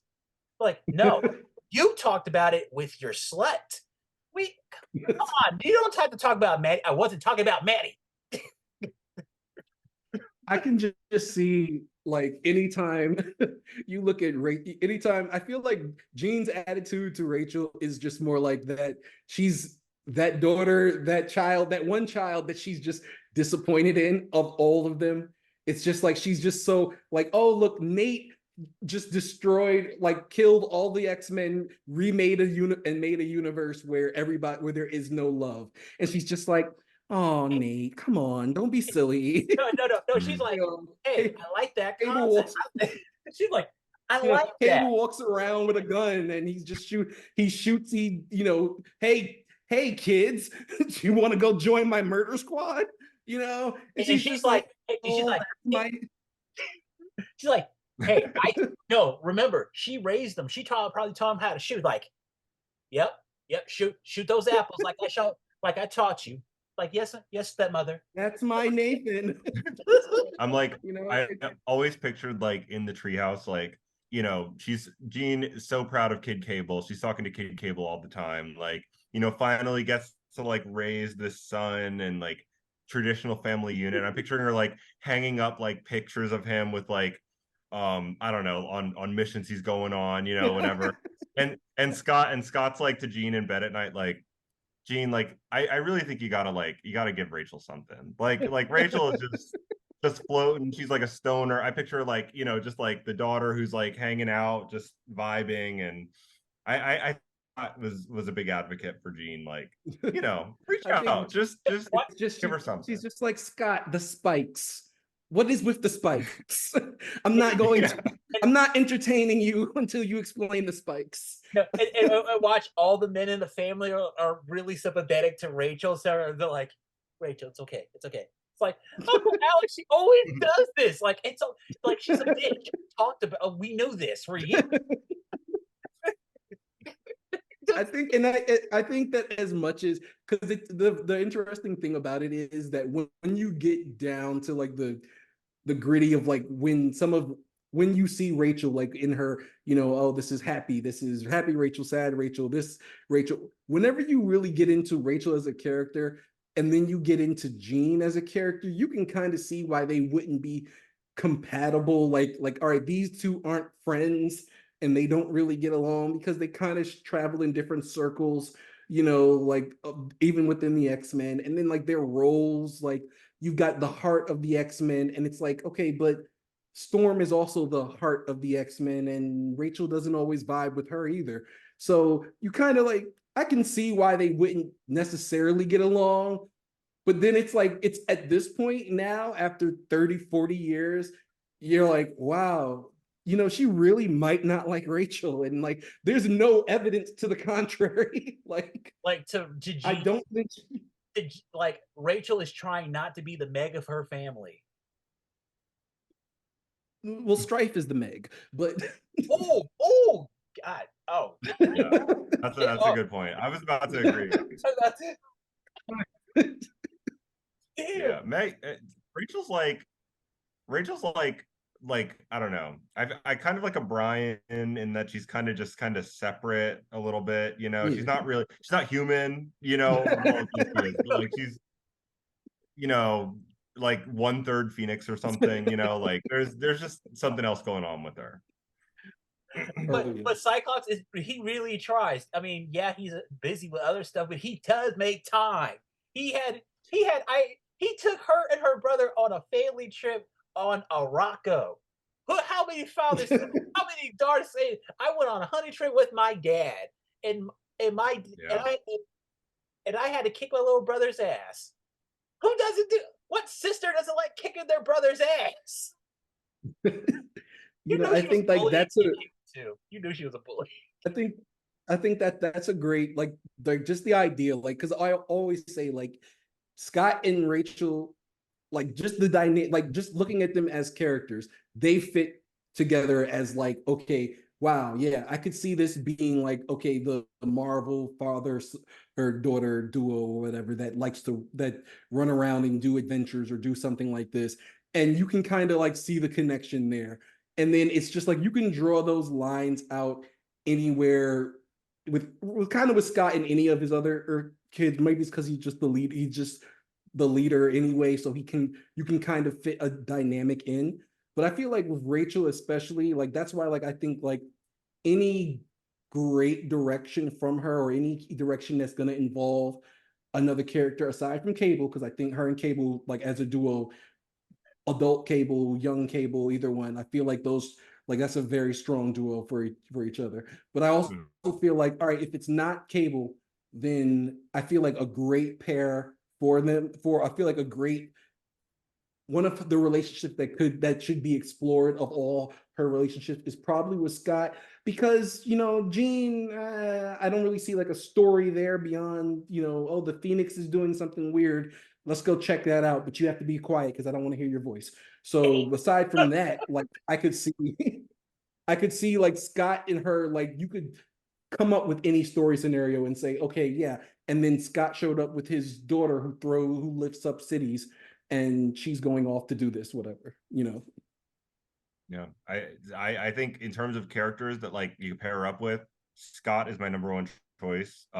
There's just so much potential there in terms of like he's grown so militaristic in recent years, and like she's coming in with that trauma, jaded thing, and like I think there's really good opportunity for dynamic, and like I think Storm also is a great like comparison for her just in general, because Storm is also very powerful in a lot of ways, is like Jean, but also like Storm kind of has a ruthless side that I think Jean doesn't often to have, and like Yeah. in that ways I think Rachel really admires Storm in a way that like I don't want to say she doesn't admire Jean, but like Jean isn't this like I don't want to say as multifaceted, because Jean is extremely multifaceted, but like has But that that, edge yeah, that Rachel also. it's just not that isn't a primary element of Jean's character. Jean, like, I mean, because there's so many element at times where Jean has gone or gotten mad or something like that, and she's out and she's lashed out and done something, but I'm sure afterwards she's very sorry she did it. I think somebody had recently just posted the what you call it, the scan where she had just dragged Nightmare across and she's threatening him and everything, and she's like, I don't like to kill, but I if you do it again, I'll rip you apart and everything. It's like there's that. Whereas it's you put Storm in that exact same role, and it's just like, yeah, she's not giving you the I'm sorry part of that speech. It's no, you're like, all right, she said no once, you didn't listen, now I'm going to whip your ass, and that's it. Mm-hmm. Only Storm would beat your ass to the new Cowboy Carter album because she wants to listen to that. That's her gym music. Like it gets it. But also, with Storm, I kind of look at Jean and Storm kind of like I look at Storm as Rachel's aunt. So I always kind of look at Storm like she's the auntie, and we all know how aunties are. They're the streets. They don't give a fuck about it. They'll show you everything. Like Storm, like what you said, like Jean would say I'm sorry. No, Storm would have a pitch on like, bitch, I will cut you. Come at me one more time, and Amara got like, a finger. She pulls like 3 knives out of her costume that you had no idea were there, and like, yeah. Oh man, I think the only part I really just don't know, because I always feel like one of the issues with Rachel is sort of like she's among those 80s characters, that 80s X-Men team, when you look at them, and like it's really very painfully obvious because of like when most people think of the 80s X-Men, they might drop Rachel and then add Betsy. And I think a big part of that is because like her outlook on everything is so much more pessimistic, realistic, more grounded than the optimistic super. And I mean, like, let's be honest, like by the last few issues of Rachel's run with that team, like they were through with her shit. They were just like, oh, like, no. And then like, I mean, like literally it's to the point where like one of the, like a big problem I have with Storm in general is the fact that like she's constantly either threatening to kill or killing her teammates and team members. And then like she okays like Wolverine stabbed Rachel, and then it's like nobody thought that was a good idea. You nearly died. That was really stupid. But you know what? I'm there. I'm okay with that. like, and like I she's did it. And like that's generally like a big portion of like a problem with Storm's character anyway, with her leadership things. But I feel like it just, that group, that clique, that Storm, Wolverine, Kitty, that those characters, they get to basically, they're always going to have the moral high ground. Whereas like those of us were like those characters who are like more like, hey, look, I fucked up. I did the wrong thing, but I did it because I'm a human being in the end and I've gone through so much or whatever. Like anybody who lets the suffering win kind of is like always going to be downgraded it on the side. And I feel like Rachel's on that side. And a lot of that, like a lot of the original 5 and even Havoc and Polaris, like they're the ones who make kind of mistakes and get to pay for the mistakes and everything like that. Whereas like that second team, most of those 80s characters, they don't really get very much in the terms of like, oh wow, you're the bad guy, or you did the wrong thing, or you let your trauma win. And because you did, Sunfire and Banshee. Banshee. Well, you see what happened. Yeah, Banshee. Well, After Moira died. They cut off Sunfire's legs, and then I'm pretty sure somebody is actively trying to ruin Banshee's life. Like, so, like, you pay you pay the consequences for not. How dare you? How dare you not live up to her? It's such an extreme though. What is your what it's like? What if you stuck to your morals and your gumption, then maybe Moira wouldn't have took your face off. I didn't know okay. I didn't know that was a requirement. Yeah. I didn't know that. Like, it's in the handbook. It's in the good guy handbook. You know, page 32 exactly. Yeah. You know what? I hadn't really thought about what you were saying about like a lot of that like giant size era dash, into, Kitty and, some of them showing up. They don't necessarily get to, give in to the pain per se. That is such an interesting perspective on that. Cause even I was trying to think of examples of when they did. And like, I thought about like, I mean, Colossus was part of the Phoenix Five, but that was very flash in the pan. And afterward, we got a very sympathetic look at his guilt and like his, being the Juggernaut, that kind of corruption that was external. It wasn't something coming from his own internal, thing. And I Rachel truly in that era, where she was, by the end of her time with the X-Men during then, they were over her. They hated her. She tried to drain their life force to kill the Beyonder. And like, that was, I mean, maybe a step too far for sure, but like, that's, I think, she was like, this dude needs to die. I don't know why everybody else is chilling, but like, he needs to go. I mean, that's why we love her though, because she's that character who says, you know what, the chips are down. I'm going to make the decision nobody wants to. That's why I grew to like Scott so much, because Scott has that too, where it's like, when the chips are down, somebody needs to be the bad guy.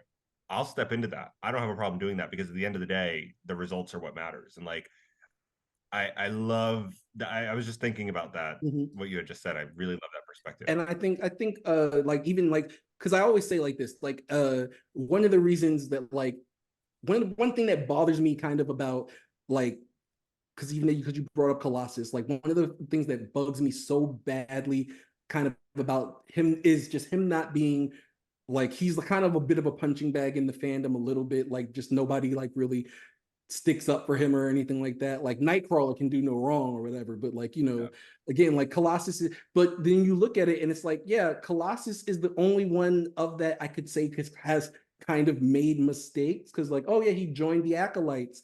Right. And then, he did have that little bit, but even then, and it's like he pays for it throughout the entire. What does he do? He ends up sacrificing his life to cure the legacy virus, because it's like pretty much everything you do. And like he was taken over by, he gave in to the Juggernaut. And what did he do? He immediately lost his girlfriend. He ended up going through all of that and having to pay for that constantly, for just even thinking and daring to give in to potential to that demon or whatever. And then it just seems like it's so, like, it seemed like the reason like Rachel seems like she doesn't really fit in with that era. And a lot of times, like some of those characterizations that don't really work is that they kind of just forget that she was the redheaded stepchild, for lack of a better term, in that 80s X-Men team. Like, like Jean left, Rachel showed up, and what did Rachel do? She was with the shits with everybody. Like, oh, what? Dad's plane crashed and it happened to be near Alpha Flight. I'm gonna beat up Alpha Flight. Like, the Hellfire Club's across the street. Oh, Harry Leland owed me $5. I'm gonna beat his ass.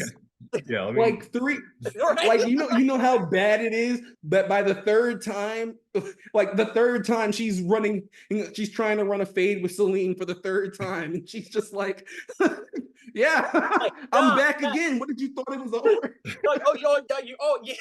She came back like Devo in Next Friday. Like, dang. Yeah. It's like, it's like part two. It's like, and it's like I completely get it, and it's just, but it's just like it bugs me so much because I feel like even where what you call it, like where they tried to squeeze Iceman, and we talked a little bit earlier about like the difficulties Iceman's character has sometimes, and like they can squeeze Iceman because he's the goody goody of that core of the other half of the X-Men, basically, who aren't like the edgy 90 kids and like just that early team. yeah, So they can squeeze him there, but like, okay, you put Rachel and let her hang out with freaking Archangel for a while and let them like talk about their feelings for a minute, and then you'll see like shit'll get done. right. Yeah, Like, that's I a mean, great combo. like even if you talk like you guys were talking about X-Force, and I was thinking about like had she joined early on, I think the Percy's X-Force was pitched as there's two halves of the team. One half is the Field team, the other one, investigative the intel side. team. Yeah, Exactly. And then like I thought, and like even as you guys were discussing it, I was thinking, well, you know what? Like, even if like like Jean was initially part of that intel intel team in the first issue, and then she shifted to the field team or whatever. And like even I'm thinking like if when Jean left, Beast recruited Rachel, and then you have like, okay, now you have somebody who has that same skill set, but who is more likely to see like who's more likely to see like the, hey, yeah, all right, so what, we have to go burn up some plant people because hands, yeah, okay, yeah. fine, let's go do that, let's She'd be go like, do that. And she'd be like, okay, we gotta run this fade with the plant people, and what do you want for lunch? You want to do sushi or Thai? I'm yeah, not really I Yeah. mean, Thai and right now. Like, what about sushi? Uh, Oh yeah, we'll burn those for lunch. That's easy work. That's that's a good point. Just in general, though, of like, I mean, Beast Descent. I'm not caught up on X Force, just to be totally Oh honest. yeah, But like, lucky you. I I will catch up. I've made it probably halfway You through the don't need run. to. really But don't. like Beast Descent, I would say has bordered on cartoonish at times in terms of like, we are under no illusions about him having a point anymore. Like he's irredeemable, and like we're just kind of waiting for the reset on that character.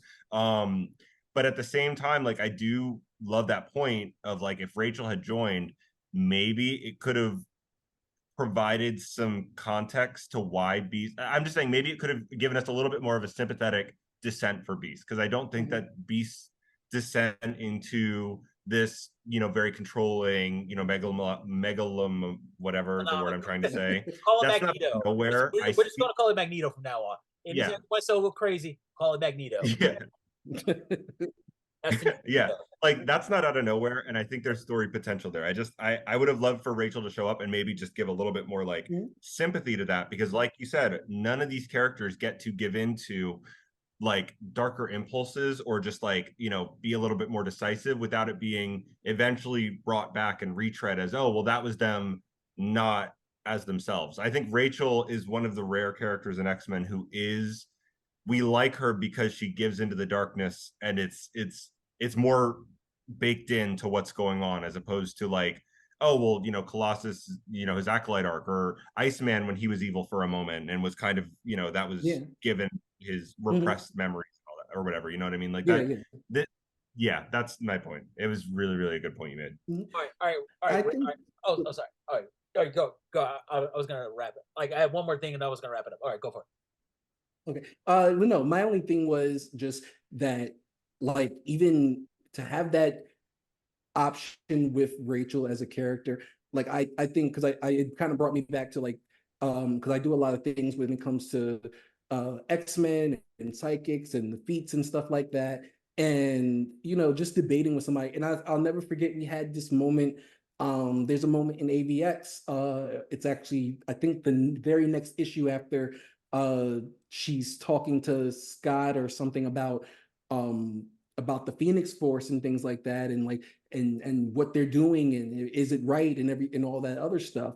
And she has this whole moment where she's doubting it, but she's kind of still sitting there going, well, maybe I kind of want to, kind of still want to go along with it, hunting the Avengers and stuff like that seems kind of wrong, but they're kind of being pricks, you know? And then they have that moment. And I think the very next issue, the Shi'ar show up, and I got into a deep conflict with my friend because I was sitting there, like, there's a point where she like uppercuts this guy, one of the Skrull guys that's actually a member of the Death Commandos.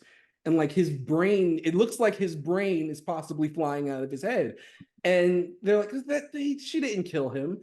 And I'm like, yeah, she absolutely did. And I'm like, I'm sure she did kill him. And it's like, no, there's no way. And I'm like, I'm like, this guy helped execute her entire family. I'm pretty sure that this, like, it's very in character for her to just say, no, I'm going to go kill this guy. Nobody's going to care about him, right? And it just makes sense because it's more like, okay, this is a character who is very much drawn the line in the sand at this point. And there's so much that can be done with that and so much that just isn't, that it just seems like it kind of hurts a lot when you realize how much potential is kind of missed, because she is like darker as a character, but then a lot of these other characters are. And then she speaks to that, having that trauma and that stuff. And maybe, you know, it's not a girlfriend, maybe it's not a happy-go-lucky fun issue series or whatever, where she's just sort of like giggling around the whole time like Wolverine and the X-Men. Maybe it's not that she needs, but what she does need is to kind of acknowledge the fact that this is a character who came into existence with nothing but trauma being her story, who has suffered since then, and who hasn't really had a very good time. So maybe she can't, maybe just doing a story where she smiles doesn't really compliment her character as much, you know? And, you know, it isn't for most other characters like her. They don't get that line. Oh, also, you just made me realize something when you said about the Shi'ar. You know, I'm really surprised that when the rise and fall of Shi'ar Empire happened, Rachel wasn't like, you know what? Vulcan kind of has a point. They killed my entire family, and like they need to run that fade because really the Shi'ar are going to come to us eventually. So like, why not just burn it all down? Like I would have liked to have seen that like also in X-Men Red, instead of Storm being a person to go after to take out Vulcan, it's Rachel. Like the way you take out fire is with fire. Rachel.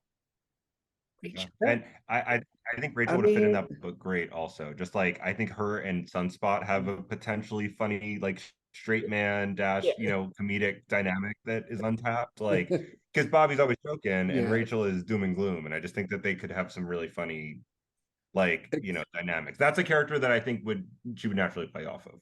Oh, okay. Yeah, I think that's I very much agree with both of that. Like that's just like definitely like where we can go with like those things, especially when it comes to like the Shi'ar stuff, especially where it's just like, you know, you can end up with those great storylines and that great potential, and then you'll end up with something like Trial of Jean Grey, which forgets again just that she exists. Like, you know, just okay, well, we're gonna put teenage Jean Grey on trial for something, and then we're going to forget that you know, Rachel is teaching Gladiator's son at a school.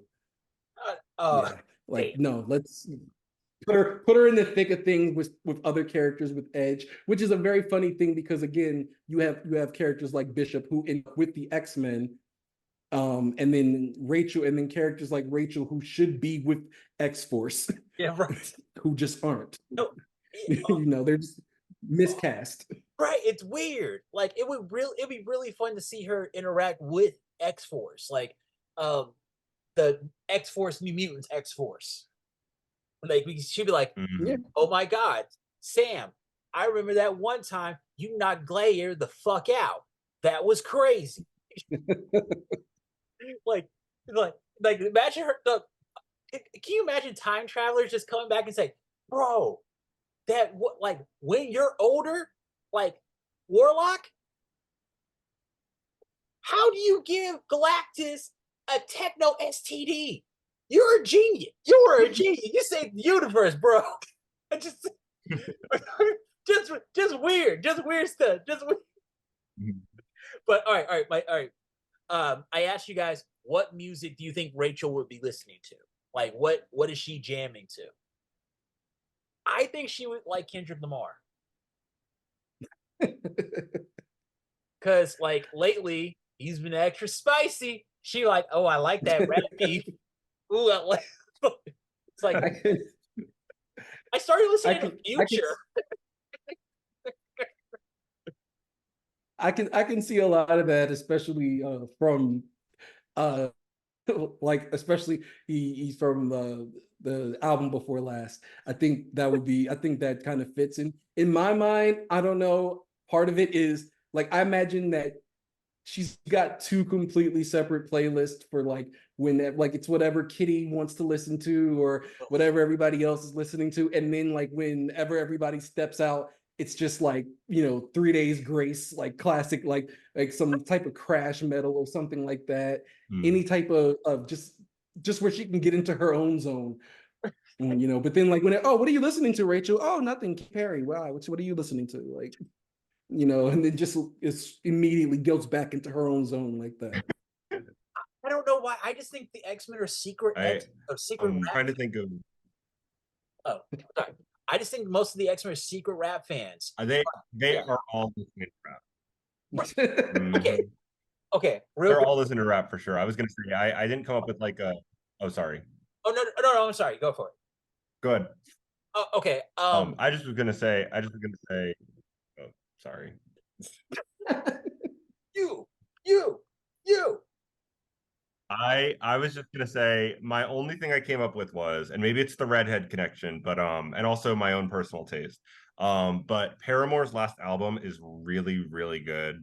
And it has like moments of it going into the harder, like running out of time, I think is like a Rachel anthem because she is running out of time, like that's like meta a little bit.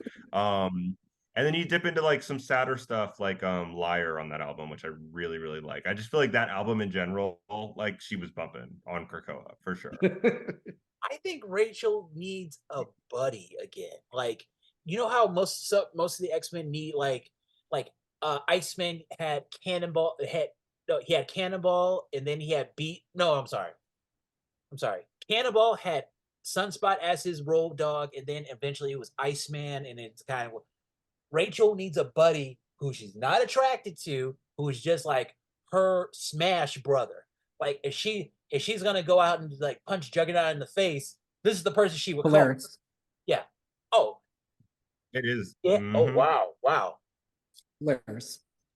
Yeah. Oh damn. Okay. And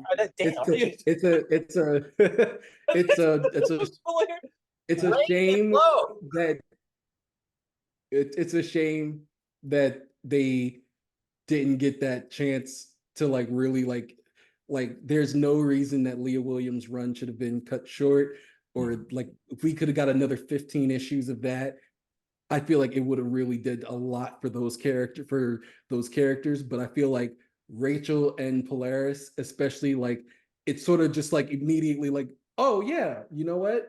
You don't have any friends either.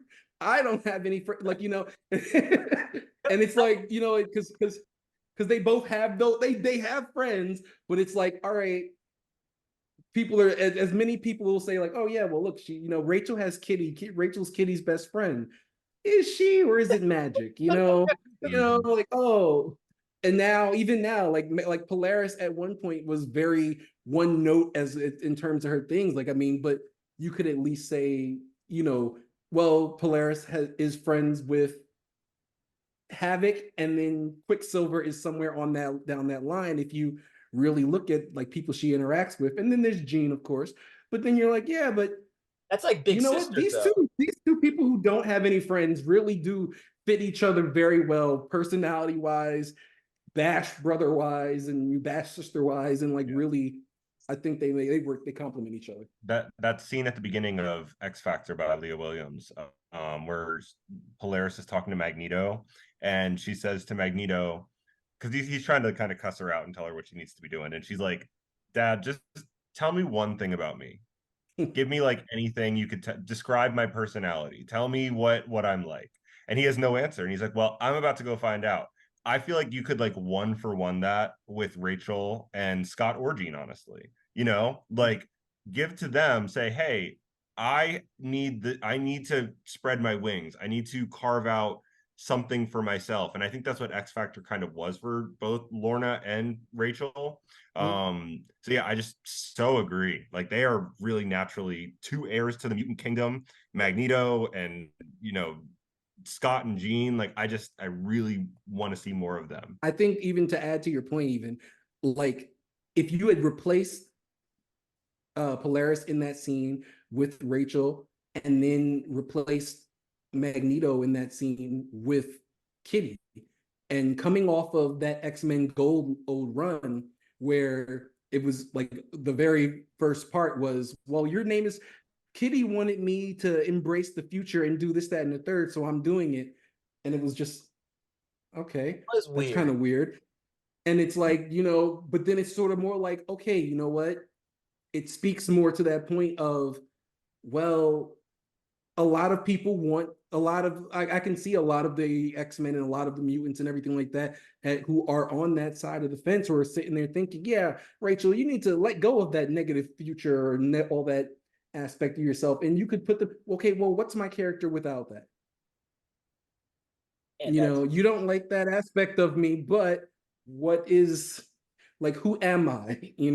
What's my personality? What type of jokes do I tell? What do and I think that's very much like, as much as it is with Scott and Jean, I feel like there's also that bit of that with when it comes to what her other closest characters are, where because she's been miscast so many times in roles, that I feel like they could also play that same role and ask those same questions. I agree. Damn, that's crazy. Like, this has been so much fun. I love talking to just also can we also notice the fact that Rachel and Lorna both have the same colors as two of the best Power Rangers of all time, Tommy and Jason. So they're automatically, so they're best friends for life. Like natural duo. Yeah. Like they are Ben Affleck and Matt Damon. Just put them together. Yeah. Actually, that like now, you know what? Now I want to see them battle somebody, and I'm just thinking, run the jewels, just like hard, like in the face, like, and like I just want a couple of their friends like on the side, like, what happened? Oh yeah, they were trying to get some Yeezy tickets. Like yeah. We're not listen, follow the House of the X. Follow the House of X still has to resolve. Lorna has this new, like, her nemesis is Nimrod all of a sudden because of having killed, whatever. Rachel is like the original nemesis to Nimrod. I would love to see those two team up against Nimrod. Like that would be like in my perfect world how Fall of Krakoa ends, and whatever, we can do whatever we want after that, but just give me that. One thing I really wanted, and like I know, like, intellectually I know it wasn't going to happen, but I said, okay, Magneto's gone, and like you don't want to get into like the little fanboyish kind of roles of like, oh, who's the Omega now or whatever. Magneto died, Jean died, Fall of the House of X or whatever is gone, and you kind of really wanted to say, okay, well, who are the two people that are going to step into that role of, okay, well, look, these are the two Omega heavy hitters now, and it's like these are their seconds. These are they're literally their spin-off characters in some aspects, or in some way you could say that. I think like that was so much of a point where it was just like, all right, you know what? Both of them had that moment to live up to, and we still have a little bit of time left to kind of get them into that point where they get to sort of like take advantage of that missing gap. I mean, Rachel maybe not as much because hey, you know what? Bad thing happened. You guys have inspired me. From now on, if I ever get into a fight, I'm like, Hey, you want to say I got the Smash Sister right here. I got Miss Lorna Dane and the Lady Rachel Summers. They'll give you that. They'll give you that double. They'll give you that 2 piece.